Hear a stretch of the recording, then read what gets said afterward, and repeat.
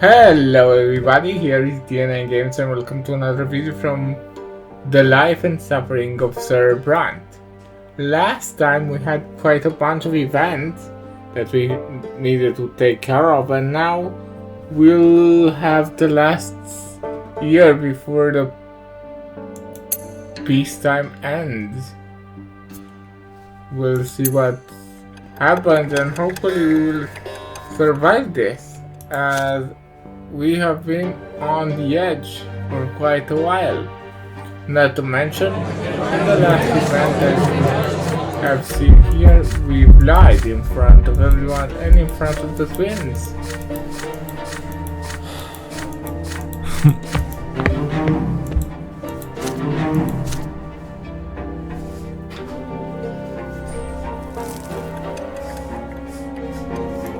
Okay.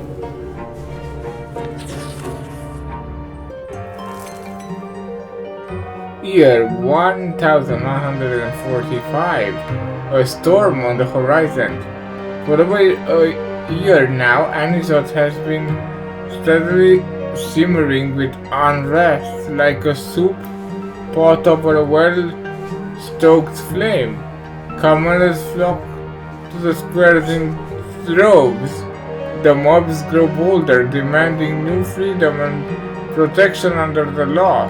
The last straw insurgents commit brazen acts hoping to overthrow the authorities.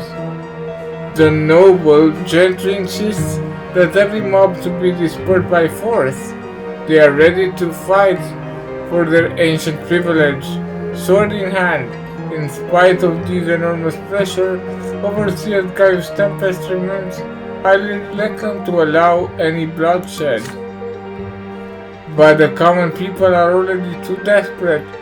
Even the age-old fear of the nobility might is barely enough to keep them in check. More and more people are rejecting the laws and converting to the new faith, not to mention other stranger, more esoteric teachings and belief. New secret societies and clandestine gatherings appear every day. Printed pamphlets litter the streets, yet no one is rushing to subdue the citizen or punish the city for now. Father Leonard has transformed the Temple of the Silver Tree into a new believer stronghold. He is no longer afraid to break the ban on preaching the new faith. His sermon now openly challenged the old faith. It seems the Church of the Twins is unable to recognize its great mistakes. The laws must be abandoned as relics of the past. The Twins granted everyone the freedom to choose their own path in this world, and I will not stop until this freedom is recognized through the Empire. The next Patriarch of Magra must be chosen by the parish, not the clergy. This is the will of the Twins, and it must be ours as well. Leonard intends to amend the old order of the Church and become Patriarch. His opponents, however, are besieged by internal struggle and strife. The Inquisition is fighting a myriad of heresies, more of which appear every day. Not even the highest rank of the faith are free from suspicion. The new faith, meanwhile, is steadily growing in number. People no longer fear being deemed to the foot of the pillar for rejecting the divine design. The streets are restless and dangerous. Mind and souls are besieged by confusion. The authorities argue and bicker among themselves. Conspiracies plague the city. Time marches on and the change is coming. It cannot be stopped. Can you find a way to guide it to the right direction? The weight of the new age now rests upon your shoulders.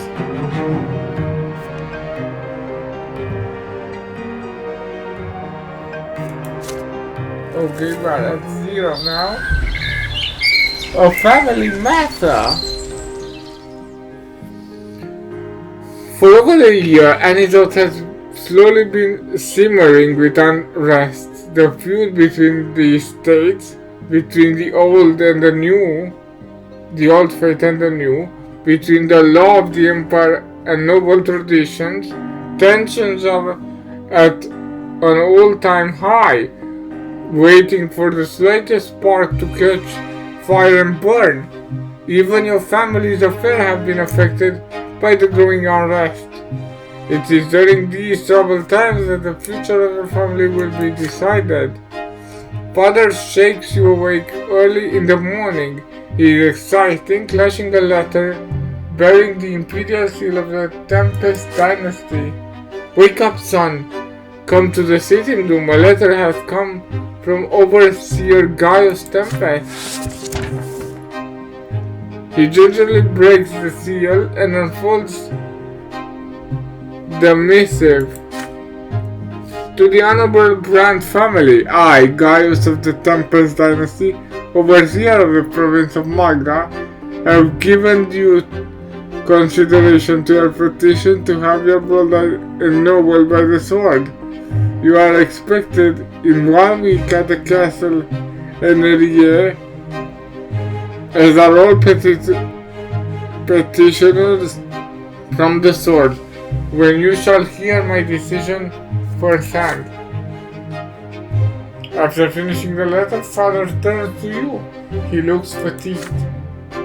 Well, son, it's time for us to be honest with each other about our family. What do you have to say about this? Where do we, the Brantes, stand after so many years? What hopes do we have for the future of this family? The past 7 years have been marked by many life-changing events. The rare joys, the frequent fights, the arguments, the attempts at peace, the losses. Sometimes you have managed to change your mind, and sometimes you have not. But your decisions have made you realize what matters most to you. The future of the Brante family must be decided here and now. Become nobles of the sword.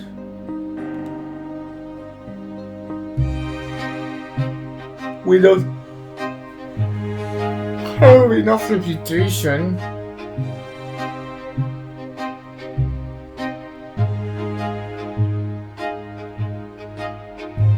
become members of the Overseer's entourage. This also cannot be.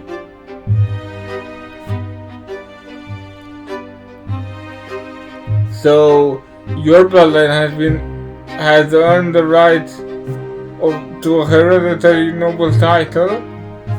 Your family will be ennobled by the sword and become members of the Overseer's Gaius Tempest entourage. Preserve the family. All hope of being ennobled by the sword is lost, but the Brante family will remain united. Or sever all ties with the family. The Brante family is a family in name only. There is no reason to stay together anymore. Well, we'll do this. You reluctantly confess to Father what both of you already know. It is clear what Gaius Tempest's decision will be. Your family hopes of being ennobled by the sword are long gone. You had to maintain your family reputation and fortune and peace at home. It's all proven too much to handle. After expending too much energy resolving the strife with your family, you had little strength left for the rest. With a sigh, Father agrees. You're right, my son. We couldn't weather the storm that came upon us. Who could even hope for a hereditary title after that? I can only imagine how your grandfather must be raging in the hereafter. The Brant Patriarch uneasily considers what comes next. But our family is still together, still whole. It pains me to think that there were so many losses that could have been prevented. I must confess, at one point, I even feared there might be nothing of us left, but we are still a family. Very well, we will abandon the pursuit of nobility of the sword for our descendants and then to the Brant family itself. Nathan peeks into the sitting room. His hair is tousled. Father, DNA, what happened? Nothing, Nathan. Life goes on. That's all. Your very father embraces his two sons, the last of the embers that were once the letter from Gaius Tempest smolders away into the fireplace. It was almost too much to bear, but your family ties have been preserved. The Brant family will live on.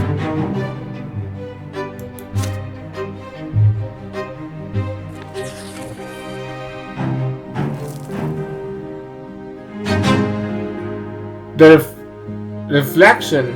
This event is a consequence of your previous actions. Inquisitor's power over seven Father Ulrich Master. The reflection. There are mere days left before the secret conclave. Every day, as you walk the streets of Anisot, you see reverence in the face of its residents. They bow to you, some out of respect, others out of fear. The Inquisition has never been so powerful in Magra. Urchin summons you to his quarters. He has an urgent mission for you. You enter his cell and see your mentor reading a letter. It bears a seal with a wheel on it, the symbol of the Secret Chancellery. The Secret Chancellery has done us a favor, my disciple. They found one of Cassius' followers, Master Neumann. He is a noble of the mantle and a famous scholar.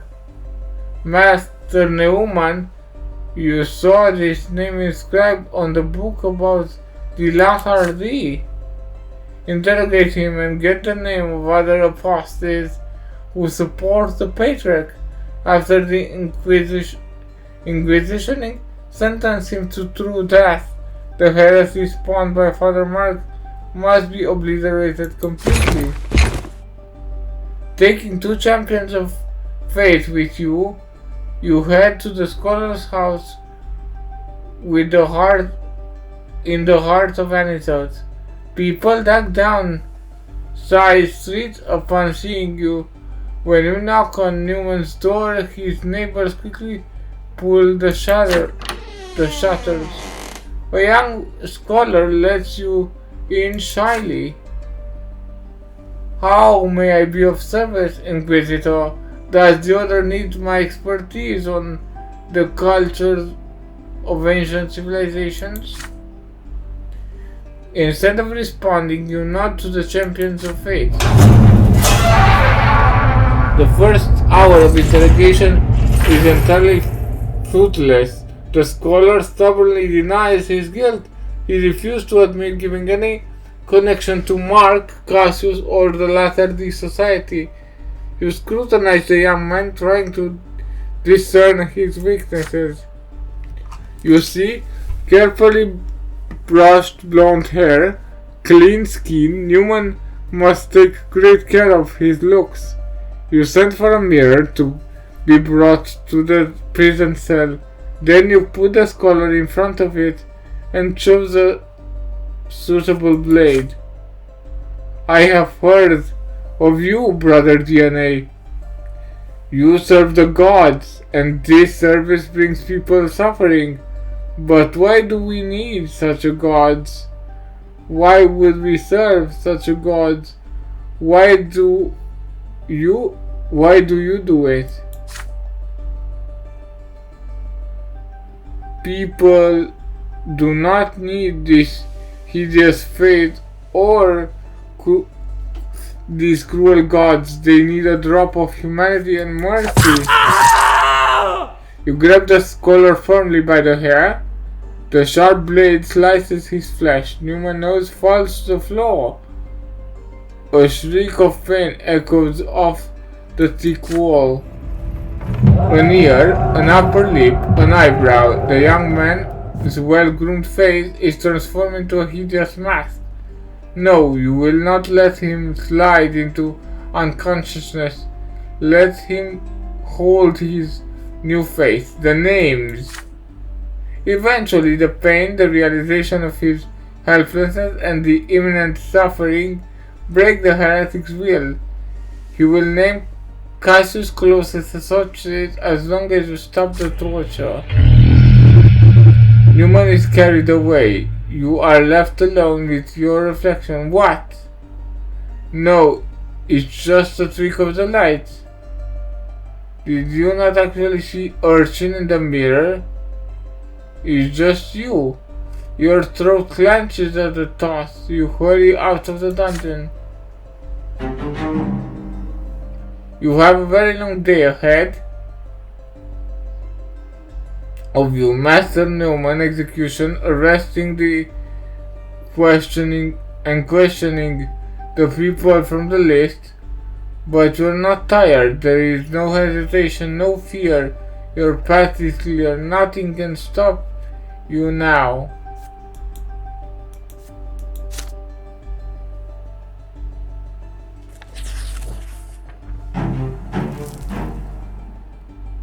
This event is a consequence of your previous action. Inquisition Power 10. The Triumph of Will.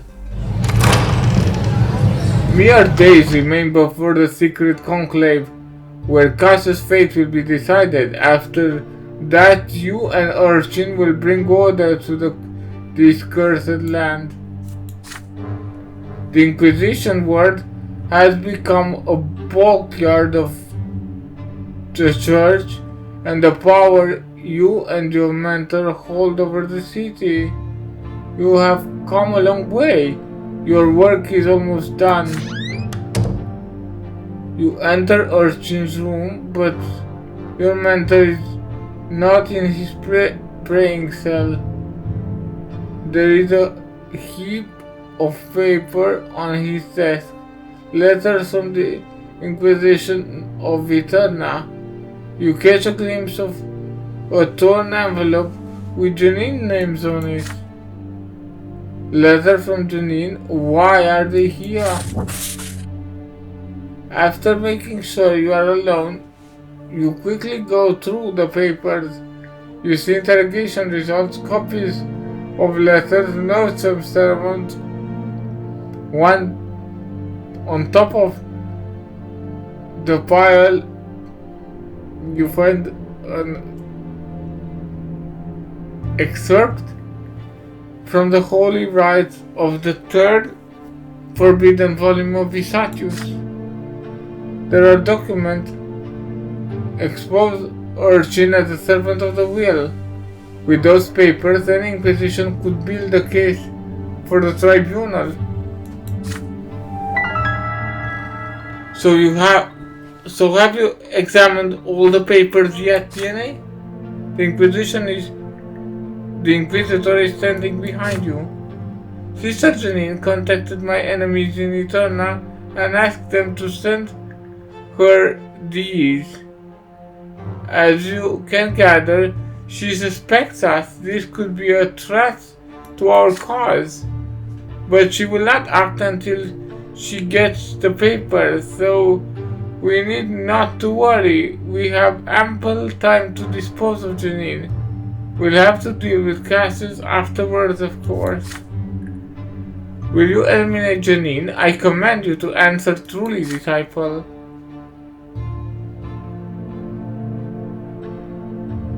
The collar tightens around your neck. Urchin gaze is fixed on you. Renounce, Urchin.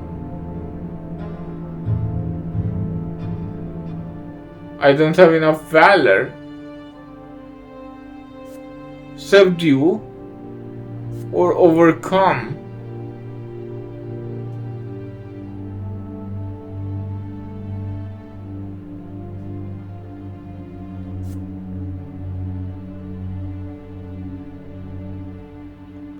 Okay, so renounce, Urchin. If we had valor and willpower, you have no intention of obeying him. Submit to his will. You promise to do what he asks, or overcome Urchin's will.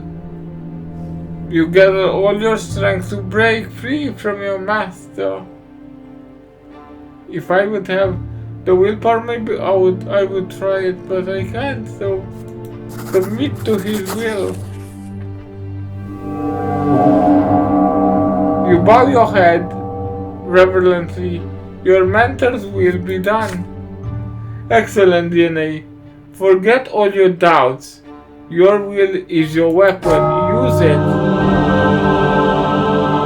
You go to the chapel at the Inquisition Ward. You know Jeanne's prayer there every evening in solitude. You send the champions of faith out of the world under the pretense of searching for another supporter of Cassius. No one will interfere with your plan. In the late evening, door creaks. You cross the threshold. Only the radiance of the fair J pillar illuminates the chapel. Jeanne is on her knees before the altar. As your shadow falls on her, you hear a fragment of her prayer. O younger, guide him, lead him away from the wrong path. Jeanne hears your steps and quickly stops praying. She gets up, straightens the kerchief on her head and smiles at you. I was thinking about you, DNA. Didn't expect anyone coming here at such a late hour. Have you been looking for me? Do you want to talk? You do not respond. Silence. Jeanne looks at you puzzled. Time seems to stand still. The smile disappears from Jeanne's face. She quickly jumps to her feet and grabs a silver slab. Jeanne's palms are burning with white glow, but you won't give her a chance. On your knees. Your quiet voice fills the entire chapel. You do not scream at Jeanne. You do not need to. You are the will. You are strength. There are no restraints, no shackles. Jeanne convulses in pain. Her bones crackle, muscle cramping. She falls to her knees. A desperate scream bursts from her chest. Damn you, heretic! The gods will punish you. You raise your eyes at the face of the twins under the chapel dome. Jeanne is wrong. You and Master Urchin are the true servants of the twins, and she must be silenced. Unable to resist your voice, Jeanne stops screaming. You take your whip from the belt and approach her from behind. You wrap the rattle tail around Jeanne's neck and start to strangle her. Jeanne squeezes silently, unable to call for help. You read your sentence slowly. Inquisitor Jeanne dared to confront you and Master Urchin. She had stood in your way, planned to destroy you. You sentenced her to true death. A sudden trembling seizes your body. Do you truly have the divine power to execute anyone who resists your will? But another moment passes, your doubts disappear without a trace. Everything is as it should be. Convulsion stops, Jeanne goes limp and falls to the floor. Life has left her fragile body.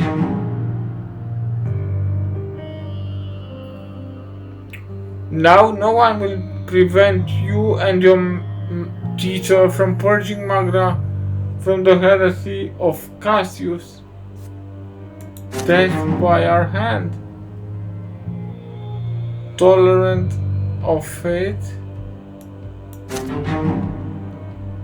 But we are full of power, luckily. Jeanne demise. Inquisition Jeanne met through that at your hand.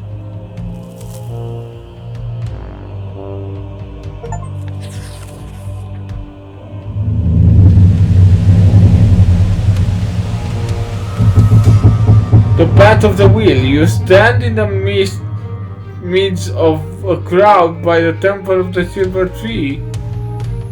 Your long path ends here. Nothing can oppose the power of the Inquisition, neither the secular authorities nor the high-ranking clergy. Everyone in Magra knows your name. It is uttered with trepidation and fear. There is only one person who outshines you, Inquisitor Urchin. He knows no mercy, makes no concessions, and never strays from his path. They, Urchin, the embodiment of the Inquisition, will pass judgment upon the Patriarch of the province. No one dares to interfere. Patriarch Cassius has been chained to the stake, beaten mercilessly, in rags, almost unconscious. He is to be burned alive. He will have no chance to speak. This congregation, so adoring just a while ago, will not have the courage to defend him. They are too faithful to the Almighty Inquisition. His fate has been decided. There was no need for a secret tribunal, no need for a lengthy hearing of careful collected evidence. There are but formalities, and by Urchin's will the Inquisition no longer needs them.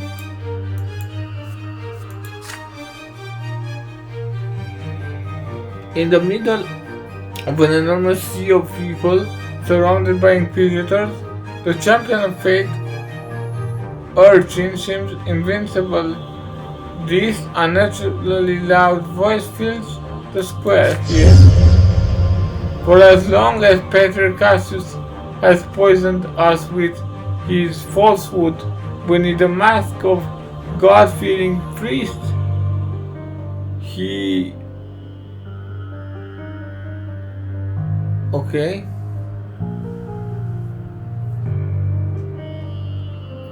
hides an apostate, a heretic, and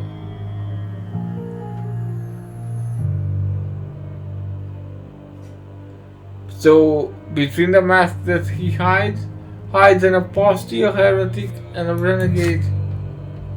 Today the Inquisition will remedy the errors of the clergy who allowed this heretic to become patriarch.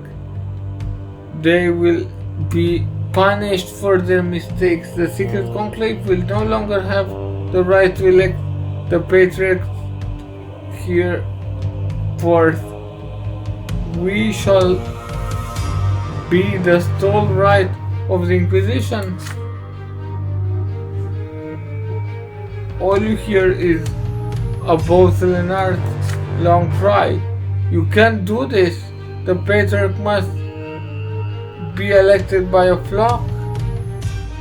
He must earn the trust of those who will follow him. Urchin grins. This land is soaked in lies and filth of both, Leonard. The heretics you see behind me were chosen by the clergy of Magra. If your priests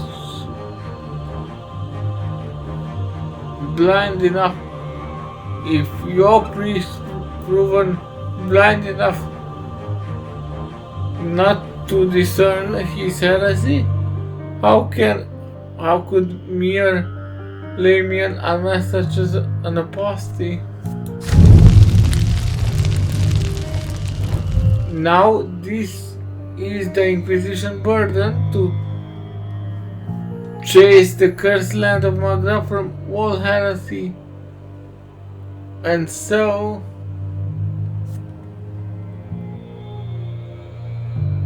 it is my burden too. I must lead the holy champion. Urchin raises a torch above his head.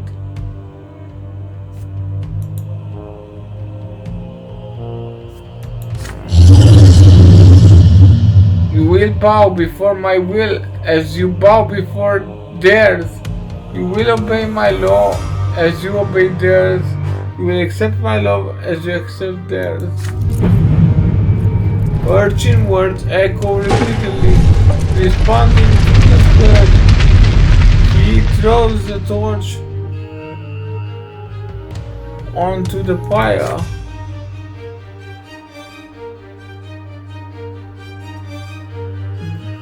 It's instantly abrupt. The crowd freezes, and in his last moment, Cassius screams with all his might.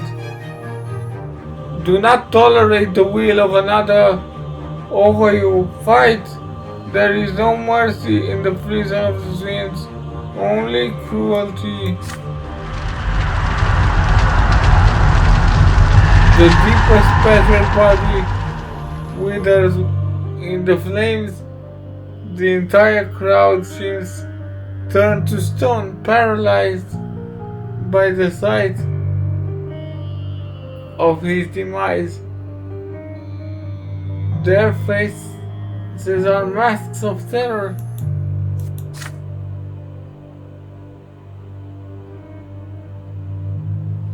Urchin steps forward and raises a collar above his head.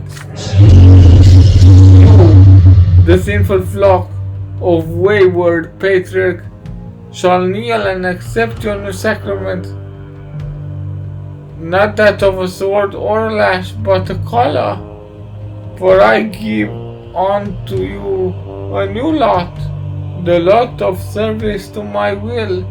You will no longer have the freedom to violate it. From now on, other will exist for you will exist.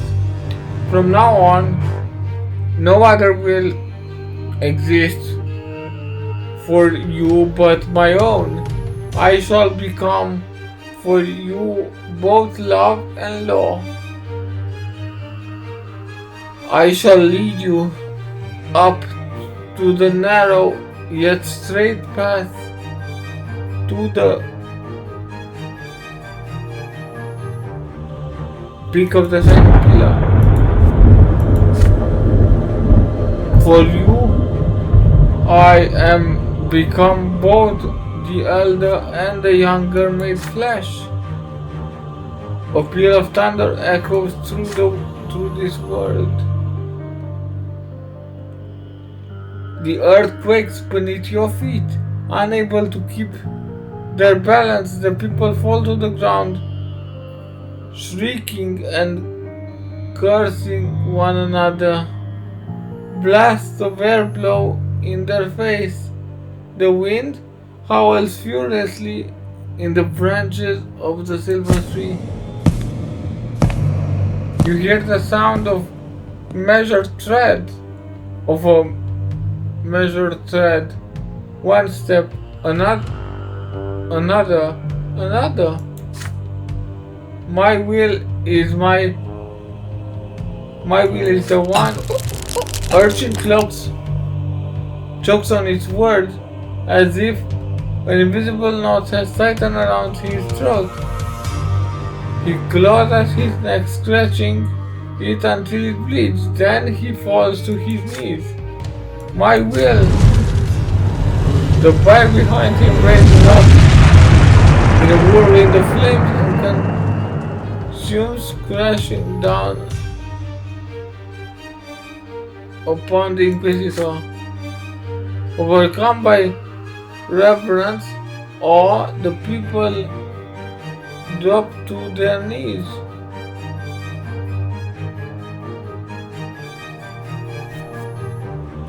But the flames do not subside. They surge at you, but you face the divine wrath without fear. Unbearable, then a scream. Your body turns to ash. Father Ulrich through that. Patriarch Cassius through that. Give them one rest. If I died, the judgment of the twins, so I died. The pain relents, finally dissolving into a blinding light. You are taken higher and higher, still to the narrow strip that is the shining pillar. That is where you belong now. You are so tiny compared to this all-absorbing radiance, yet you remind yourself, even now, but for how long? Two dots glow brightly before you, gradually growing larger and more distinct. You are taken towards them faster and faster, inevitably, mercilessly. The creators reach out to you. The first figure is soft, wise, and merciful. The love that emanates from it envelops you from head to toe. It radiates an endless warmth. The second figure is strong and powerful, commanding and noble. It is stern but just, a beacon of guidance, a force of protection, a merciless punisher for every misdeed. In their presence you are but a pale shade, your will to live slowly fading away.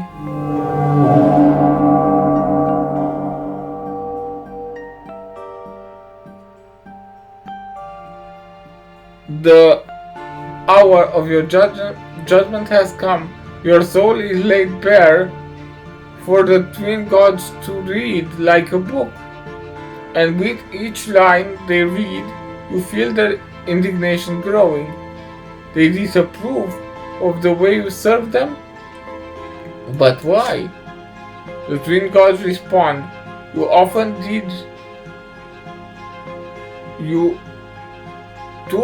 did you reject their love, violate their law, and abuse their will. An old nursery rhyme will appear in your mind. Your sister used to sing it to you so long ago. When the twins come down to earth, they brought the lots for every birth. Let us count them, 1, 2, 3. The twins made them for you and me. Noble rules and bravely fight. They protect us with their might. Priests work hard to understand. Guide us by the twins' command. Common people work and toil, always pain that never spoiled. Leave your lot where you were born to the day when you pass on. Know your lot and know your prayer. The sword of the younger rises aloft. The immense blade descends upon your pitiful mortal soul. Will you submit to this verdict?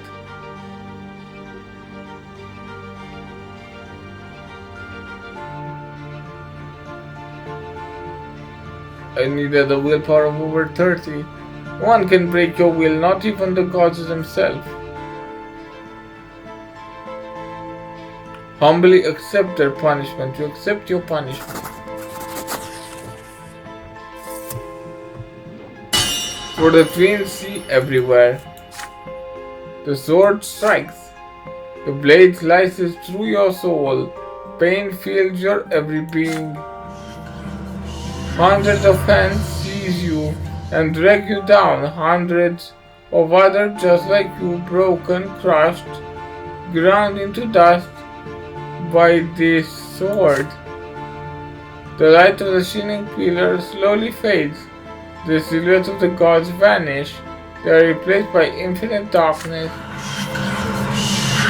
Your will is no more. All that remains is the eternal suffering granted by the twins.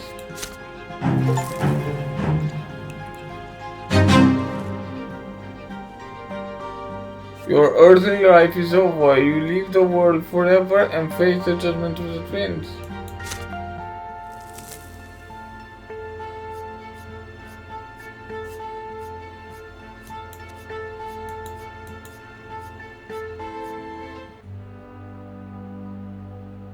And that was it. I was unable to obtain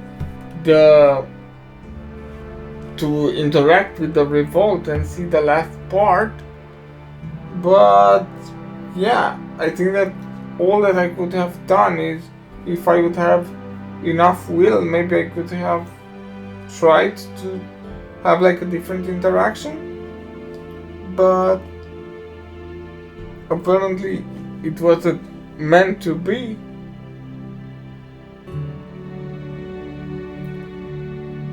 So through all my suffering, I actually lost everything, and maybe, just maybe, following Father Ulrich was not a good idea, as I didn't have enough willpower to withstand the gods.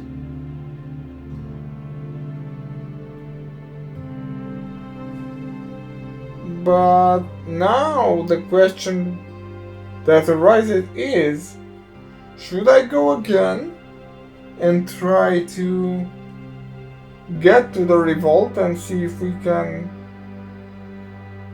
do better, or at least choose some other paths? Or should I start with a new series? I think I will offer you the chance to comment on that, and I will await your comments to see if we should try again with a different path, or leave this series be and move on with another one. But I will also ponder on that and try to find an answer. But yeah, honestly, what I have in mind is at least one where I try to focus on the secret societies, one where I try to get ennobled by the sword, and one where I should go with the priest again, but maybe try to be the priest for the new faith, and see if in any of those circumstances I could reach the final stages, as with the priest apparently I was unable to. I don't know if I could, if I would have went with enough willpower, but still, as these credits reach the end. I think we also reached the end. So I guess all that is left for today is to say this has been the Annoying Games. Don't forget to like and subscribe if you enjoyed the video. Feel free to comment, and I'll see you on the next one. Being this game or another, we'll see. But this has been all for today. I have been the Annoying Games. Don't forget to like and subscribe if you enjoyed the video.